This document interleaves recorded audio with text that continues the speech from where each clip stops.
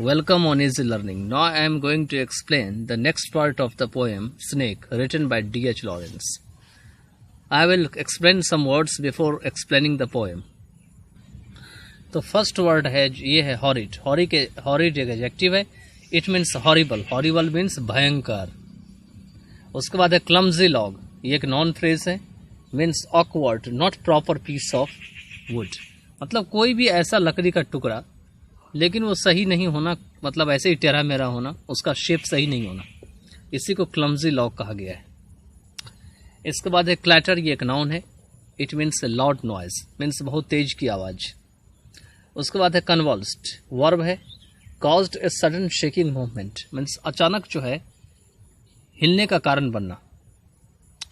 उसके बाद है रेज्ड. ये एक वर्ब है. ट्विस्टेड और moved body out of pain, मतलब दर्द के कारण जो है बॉडी को या तो सिकोड़ लेना या तो हिला लेना. इसके बाद है फैसिनेशन. ये एक नाउन है. इट मीन्स स्ट्रॉन्ग अट्रैक्शन, काफी गहरा आकर्षण. इसके बाद पॉल्ट्री है. इट मीन्स एडजेक्टिव है. मेगार, टू स्मॉल. यहाँ पे TOO होना चाहिए लेकिन स्पेलिंग मिस्टेक है. TWO दे रखा है. TOO होना चाहिए यहाँ पे, यहाँ TWO दे रखा है. मेगार मीन्स दुर्लभ, काफी ज्यादा कम होना. उसके बाद है vulgar. Adjective means not decent, मतलब बिल्कुल साफ साफ या बहुत अच्छा नहीं होना. डिस्पाइज्ड. ये एक वर्ब है. इट मीन्स हेटेड स्ट्रांगली, बहुत ज्यादा नफरत किया हुआ. इसके बाद आपका एकर्स्ड है. इट मीन्स ये आपका एडजेक्टिव है. Having a curse, a bad magic spell, means अभिशाप होना या किसी भी कोई भी जो है काला जादू या जो आपका जादू का मंत्र होता है उसका प्रभाव होना. A bad magic spell. इसके बाद है एल्बेट्रॉस. ये एल्बेट्रॉस क्या है? तो a large white sea bird, एक बहुत बड़ा सा व्हाइट कलर का sea bird. It is sportingly killed in Coleridge the ancient mariner resulting in psychological and spiritual crisis.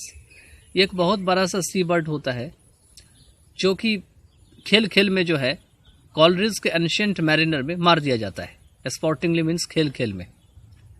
और इससे क्या होती है तो साइकोलॉजिकल और स्पिरिचुअल क्राइसिस आती है, मतलब मनोवैज्ञानिक और आध्यात्मिक.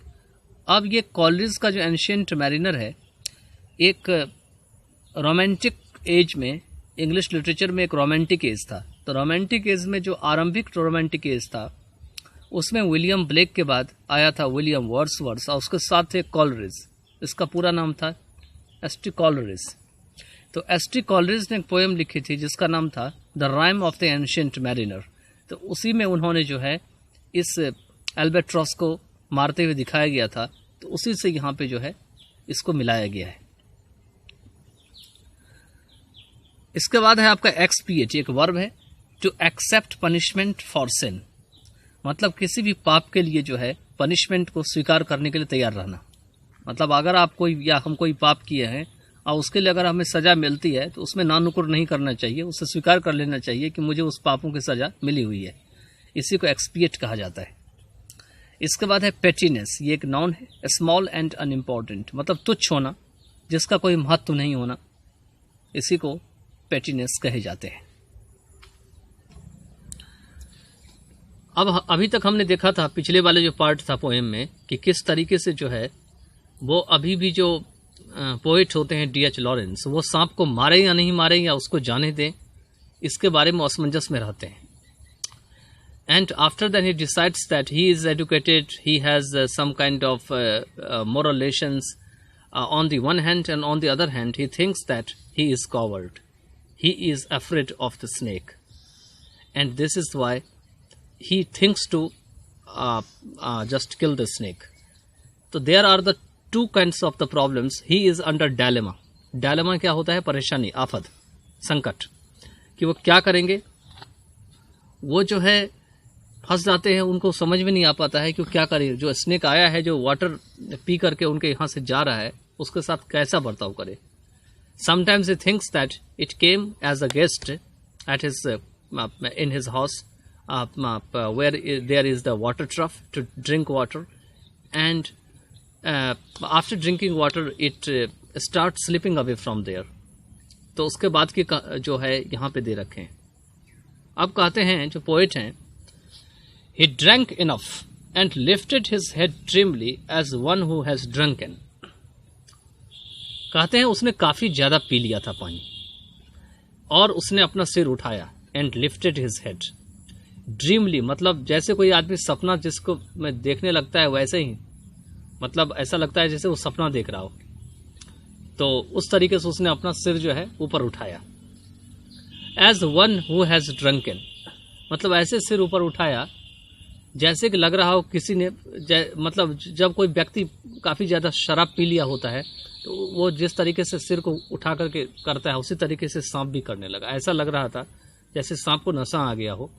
तो इसी तरीके से उसने क्या किया, अपने सिर को जो है हेड को ऊपर उठाया.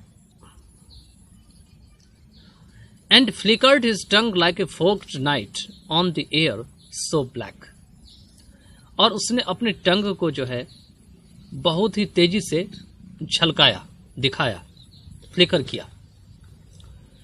Like a forked night on the air, मतलब जैसे कि कोई फोक्ट या कांटा जो होता है वो एयर में जो है वो लहराई जाती है, उसी तरीके से इसने अपने टंग को जो है लहराया, दिखाया, जो कि इतना काला था उसका tongue, so black.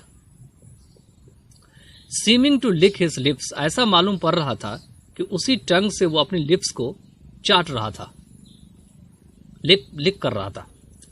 And looked around like a god unseeing into the air, और चारों तरफ जो है गॉड की तरह देखा था या देखता था. अनसीइंग इनटू द एयर, मतलब वो गॉड जो हवा में दिखाई नहीं पड़ रहा है, उसी गॉड की तरह जो है वो चारों तरफ देख रहा था. And slowly turned his head, और धीरे धीरे उसने अपना सिर जो है घुमा लिया, मोड़ लिया. And slowly, very slowly, as if thrice a dream, proceeded to draw his slow length curving around and climb again the broken bank of my wall face. और धीरे धीरे, बहुत ही धीरे धीरे, मानो कि 3 बार वो सपने में आ गया हो, खो गया हो और ड्रीम हो गया हो. Proceeded to draw his slow length curving round, मतलब धीरे से उसने क्या किया, अपना जो उनका कर्वी बॉडी था, लंबा सा शरीर तो था ही उनका, तो कर्व करते हुए धीरे से जो है उसको खींच करके आगे करना शुरू कर दिया, मतलब आगे बढ़ना शुरू कर दिया. कर्व मतलब घुमा करके. And climb again the broken bank of my wall face. अब ये ब्रोकन बैंक क्या है, मतलब यहां पे ये कह रहे हैं पोएट कि हमारे जो वॉल थे उस वॉल के ऊपर में जो है इन्होंने गड्ढा, या तो हो सकता है नेचुरल गड्ढा बन गया हो या किसी न किसी तरीके से टूट फूट करके जो है जगह बन गया था. इसी को ब्रोकन बैंक कहा गया है. इसी ब्रोकन बैंक में दोबारा से जो है वो सांप जो है चढ़ना शुरू करता है. And as he put his head into that dreadful hole, क्योंकि जो ब्रोकन बैंक होती है उनके वॉल में, मतलब घर की जो वॉल होती है, जो दीवार होती है, उसको यहाँ पे पोइट ने ड्रेडफुल होल कहा है. ड्रेडफुल होल का मतलब डरावना छेद, मतलब सांप भले ही उसमें हो या ना हो, लेकिन अगर उसके पास से भी गुजरेंगे तो ऐसा लगेगा जैसे इसमें सांप ही है, तो इसीलिए इसको ड्रेडफुल होल कहा गया है. तो कहते हैं and as he put his head into that dreadful hole, कि जैसे ही उसने अपनी हेड को इस डरावने होल में रखा, जैसे उसने डाला उसको, and as he slowly drew up, और जैसे ही अपना पिछला शरीर को उसने अंदर की तरफ खींचा, स्नेक ईजिंग हिज शोल्डर्स, मतलब अपनी जो कंधा था उसका, उसको मतलब जो है, जब क्या होता है, जब सांप काफी अंदर चला जाता है तो शुरुआत में तो गर्दन डालने में दिक्कत होती है, लेकिन जब उसका नीचे वाला भाग होता है, जब अंदर जाने लगता है तो आसान हो जाता है उसको चढ़ने में. तो इसीलिए कहा जा रहा है शोल्डर, मतलब गर्दन के नीचे वाला भाग को जैसे उसने अंदर डाला तो उसके लिए आसान हो गया, इसलिए दे रखा है snake easing his shoulders and entered farther, और वह मतलब शोल्डर को जो है आराम पहुंचाते हुए वो आगे की तरफ घुसा, एंटर्ड फार्दर, फार्दर मीन्स और दूर और आगे। A sort of horror, a sort of protest against his withdrawing into that horrid black hole। मतलब हॉरिड मतलब जो भयंकर, जो डरावना सा ब्लैक होल था, जो क्योंकि अंदर तो अंधेरा था, उस ब्लैक मतलब अंदर जो दीवार में छेद थी, तो उसमें जब वो जा रहा था, उसके अंदर जा रहा था, तो ऐसा लगा जैसे कि बहुत ही भयंकर सी स्थिति बनी हुई है, बहुत ही भयंकर सा वो जगह है, और एक अजीब सा जो है वहां पे हलचल या प्रोटेस्ट सी मन में हो रहा था उसको देखते हुए। तो sort of horror, sort of protest against his withdrawing into that horrid black hole। अब आगे है, deliberately going into the blackness and slowly drawing himself after, overcame me now his back was turned।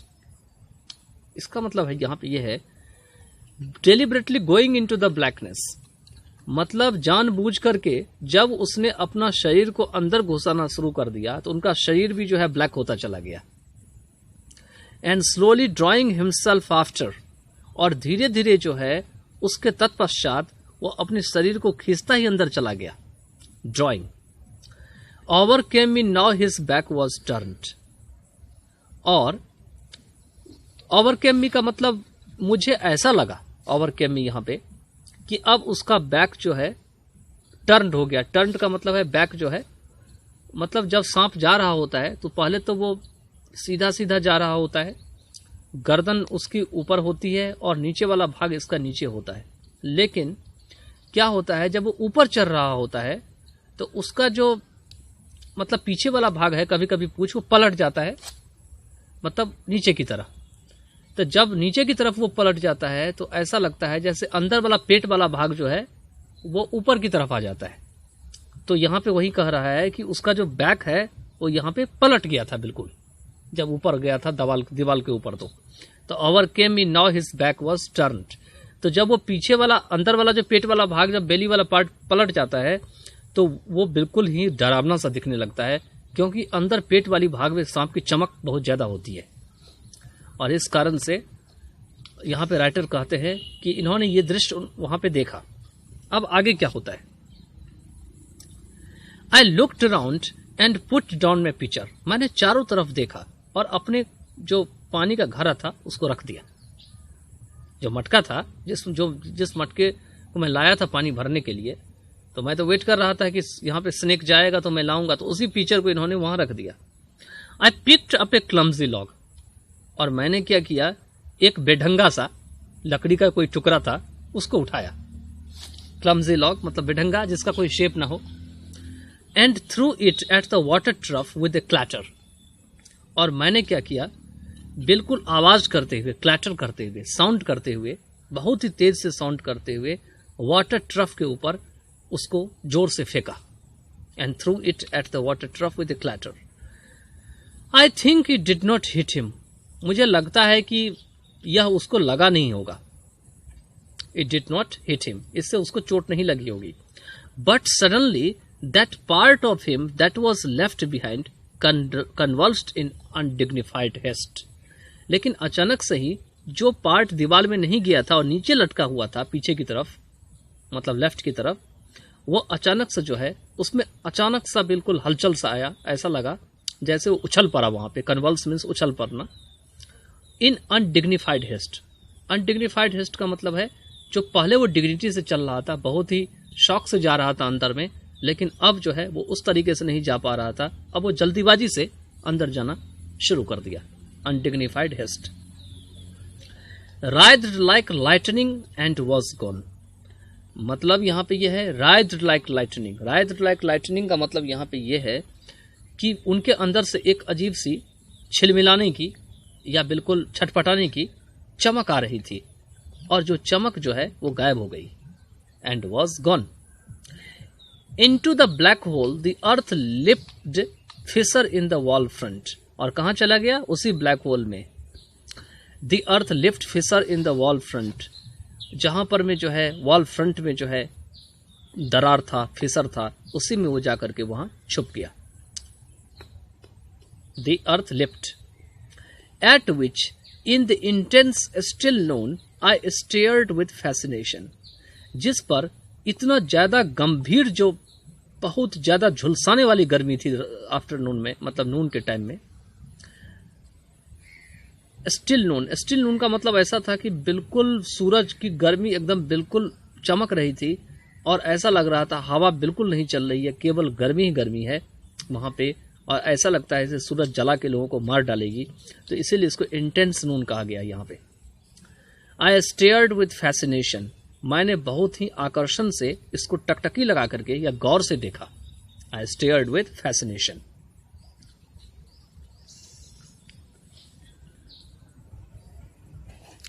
And immediately I regretted it, और बहुत जल्दीबाजी में मुझे इसका बहुत ही पश्चाताप हुआ, मुझे बहुत ही खेद हुआ कि मैंने ये क्या कर दिया।